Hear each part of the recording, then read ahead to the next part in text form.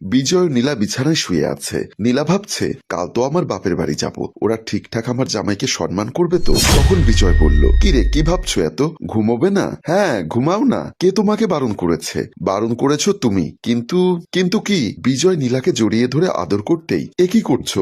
সকাল সকাল উঠতে হবে যে, তো সকালে উঠতে হবে বলে কি আমার অধিকার ছেড়ে দেব নাকি? বিজয় আবারও নীলাকে আদর করতে থাকে। সকালবেলা বিজয় সেজে গুজিয়ে সোফায় বসে থাকে আর ভাবছে অনেকদিন পর শ্বশুরবাড়ি বেড়াতে যাব। বিজয় বারবার রুমের দিকে তাকাচ্ছে, নীলা আসছে না। যাব যখন তাড়াতাড়ি গেলেই তো হয়, এত দেরি কেন করছে বুঝতে পারছি না। আমি গিয়ে কি দেখবো নীলার কি হলো? না আরেকটু দেখি, তারপর না হয় গিয়ে নিয়ে আসবো। এর মাঝে নীলা বের হয়ে আসলো। আমি আর মুখ চেপে রাখতে পারলাম না, তাই নীলাকে বলি, কি ব্যাপার এত দেরি করলে কেন? যাব যখন তাড়াতাড়ি করে বের হয়ে গেলে ভালো হতো না? তোমার তো দেখছি তর সইছে না শ্বশুরবাড়ি যাবার জন্য। এটা একটা কথা বললে? মানুষের মুখে শুনেছি শ্বশুরবাড়ি নাকি মধুর হাড়ি, তাই তো তাড়াতাড়ি যেতে চাইছি। বোঝো না, এত তাড়াহুড়ো করে লাভ কি? আস্তে ধীরে যাও ভালো। কি বলছে এসব? শ্বশুরবাড়ি গিয়ে নাস্তা খাবো বলে সকালে তেমন কোনো নাস্তা খাইনি, তা তুমি দেখোনি? শ্বশুরবাড়ি গিয়ে নাস্তা খাবে বলে কি তুমি পেট খালি রেখেছো? ভালো করেছো। আহা এত বলো না তো, তাড়াতাড়ি চলো, বের হও। আচ্ছা তোমার কি হয়েছে আমাকে বলো তো। না আমার আবার কি হবে, কিছুই হয়নি, চলো। তারা দুজন বাসার বাহির হলো। রাজ রুমে তৈরি হয়ে কাজলকে ডাকে, কই গো কোথায় গেলে, এদিকে এসো একটু। কাজল এসে বলে, কি ব্যাপার, প্রতিদিন যাবার সময় সারের মতো না ডাকলে তোমার হয় না? কি সব আজে বাজে কথা বলছো? আমি তোমার স্বামী, সার না। হয়েছে, স্বামী আর আসামি একই কথা। কি হয়েছে, আমায় ডাকলে কেন বলো? না বলছিলাম আজ আমার আসতে একটু দেরি হবে, তা যদি আবার তোমাকে বলে না যাই, তুমি তো আবার না আসলেও চলবে। যাও, এটা বলার জন্য বাড়ি মাথায় তুললে? ঠিক আছে যাচ্ছি। রাজ আর কিছু না বলে বাইরে চলে গেল। কাজল আবার কিচেনের দিকে চলে যায়। নীলা ও বিজয় বাসায় ঢোকে। বিজয়কে বসতে বলে ভাবিকে ডাকে, ভাবি ভাবি। কাজল বেগম এসে তাদের দেখে মুখটা কালো করে বলে, ও তোমরা তোমরা আসবে, একটা খবর দিলেই পারতে। বিজয় ভাবিকে সালাম করে, আসলে ভাবি তোমাদের জামাই বেশ কিছুদিন ধরে বলছে আমাদের বাড়িতে বেড়াতে আসবে, আমি আর না করতে পারিনি। তাই তা আপনার শরীর কেমন আছে? ভাই কই? ভাইকে দেখছি না তো। তার কি বসে থাকলে চলবে? বাহিরে গেছে। ঠিক আছে বসুন। কাজল আবার ভেতরে চলে গেল। তারা দুজন সোফায় বসে একজন আরেকজনের দিকে তাকায়, কেউ কোনো কথা বলে না। এদিকে বিজয়ের পেটে টান পড়েছে। অবশেষে মুখ ফুটে নীরাকে বলল, ভাবি মনে হয় ভুলে গেছে আমরা এসেছি, তুমি ভেতরে যাও না, আমাদের নাস্তা দিবে না? এত খাই খাই করছো কেন? এটা তোমার বাড়ি না যে যখন খুশি খাবে, অন্যের বাড়িতে আসলে অন্যের মর্জি মতো পাবে, তা বোঝো না? অন্যের বাড়ি মানে এটা তোমার বাবার বাড়ি না? মা বাবা তো আর বেঁচে নেই যে তোমায় জামাই আদর করবে। এত কথা কেন বলো? যাও না একটু ভেতরে, এখানে বসে থাকো, আমি ভেতর থেকে আসছি। নীলা ভেতরে চলে যায়। বিজয় ভাবছে অনেকদিন পর আসছি, কটা দিন শ্বশুরবাড়ি থেকে যাব। এরই মাঝে নীলা কয়েকটা বিস্কিট আর 1 কাপ চা নিয়ে এসে বিজয়ের সামনে রাখলে বিজয় নীলার মুখের দিকে তাকায়। তখন নীলা বলে, তাকিয়ে আছো কেন? আমরা তো আর খাবার নিয়ে আসিনি যে আমাদের জন্য নাস্তা বানিয়ে রাখবে। এখন এই দিয়ে সারো, বিকালে আমি তোমার জন্য নাস্তা বানাবো। বিজয় আর কোনো কথা না বলে চা বিস্কিট মুখে দেয়। রাতে রাজ বিছানায় বসে আছে, দেখে মনে হলো একটু রেগে আছে। এরই মধ্যে কাজল আসলে রাজ বলে, তুমি তো আমাকে একটা ফোন করতে পারতে, বাসায় মেহমান এসেছে, তাহলে আমি আসার সময় কিছু ভালো মন্দ বাজার করে নিয়ে আসতাম। এখন শব্দ সামার হয়ে গেল, তারা আসবে কই? আমাকে তো একটা ফোন করলো না। আমার বোন বাবার বাড়ি আসবে, এতে ফোন করার কি আছে?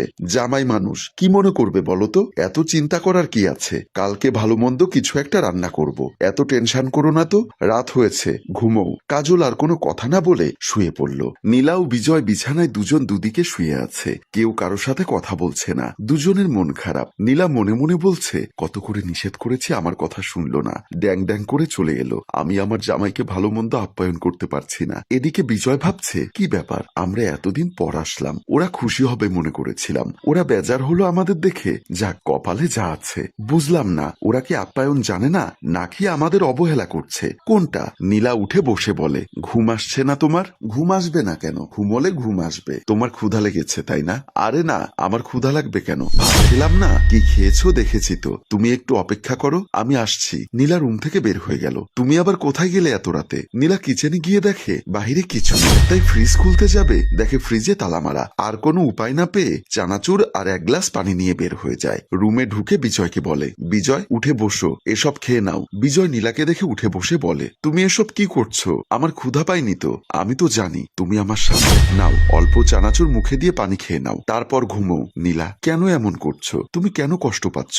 আমার তো কোনো কষ্ট হচ্ছে না। নীলা বিজয়ের মুখে চানাচুর তুলে দেয়। বিজয় তা মুখে নিয়ে নীলার চোখের পানি মুছে দেয়। পরদিন দুপুরবেলা টেবিলে খাবার রাখা আছে। কাজল টেবিলের সামনে সামনে দাঁড়িয়ে আছে। কাজল নীলাকে ডাকে, নীলা নীলা, জামাইকে নিয়ে খেতে আয়। নীলা বিজয়কে নিয়ে এসে টেবিলে বসে। নীলা কাজলকে বলে, ভাবি ভাইয়া আসবে না? আসার তো কথা, তোমরা খেয়ে নাও, তোমার ভাই আসলে খেয়ে নেবে। ভাবি আমরা না হয় আরেকটু অপেক্ষা করি, ভাইয়া আসলে একসাথে খেতে বসবো। তা কি হয়? তুমি জামাই মানুষ, তোমাকে বসিয়ে রাখলে কেমন দেখায়? তুমি খেয়ে নাও, ও পরে খাবে। ভাবি এত করে যখন বলছে খেয়ে নাও। নীলা বিজয়ের প্লেটে খাবার তুলে দেয়। তরকারি দিতে গিয়ে দেখে ফার্মের মুরগি বেশি করে ঝোল দিয়ে রান্না করা হয়েছে।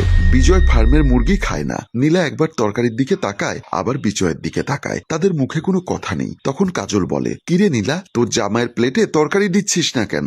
ভাবি আর কিছু নেই। কি হয়েছে? তরকারি দাও না, আমি ভাত নিয়ে বসে আছি তো। ভাবি শুধু কি ফার্মের মুরগি রান্না করেছো? আর কিছু রান্না করনি? আর কিছু মানে? তরকারি করেছি, মুরগি করেছি, এতে হবে না? আসলে ভাবি ও তো ফার্মের মুরগি খায় না। কে বলেছে ফার্মের মুরগি খাই না? দাও দাও, এটা তো আমার পছন্দের খাবার। তোমরা কি আমার সাথে নাটক শুরু করেছো? কেন, ফার্মের মুরগি কি মুরগি না?